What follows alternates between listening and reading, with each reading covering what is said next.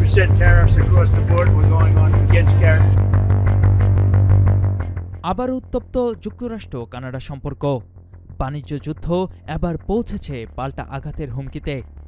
কানাডার পণ্য বিশেষ করে গাড়ি ও স্টিলের উপর নতুন করে 50% শুল্ক আরোপের হুমকি দিয়েছেন মার্কিন প্রেসিডেন্ট ডোনাল্ড ট্রাম্প। এর জবাবে কঠোর অবস্থান নিয়েছেন কানাডার অন্টারিও প্রদেশের প্রিমিয়ার ডাগ ফোর্ড। ফোর্ডের বার্তা স্পষ্ট, শুল্ক বাড়লে যুক্তরাষ্ট্র পাবে পাল্টা জবাব। তিনি হুঁশিয়ারি দিয়েছেন পরিস্থিতি আরও খারাপ হলে যুক্তরাষ্ট্রে বিদ্যুৎ ও গুরুত্বপূর্ণ খনিজ সরবরাহ বন্ধ করে দিতে পারে অন্টারিও।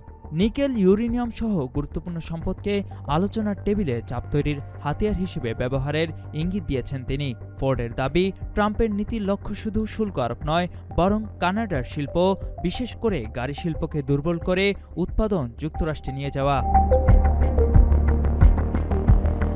অন্যদিকে কানাডার প্রধানমন্ত্রী মার্ক কার্নিও যুক্তরাষ্ট্রের নতুন শুল্কের বিরুদ্ধে পাল্টা ব্যবস্থা নেওয়ার ঘোষণা দিয়েছেন।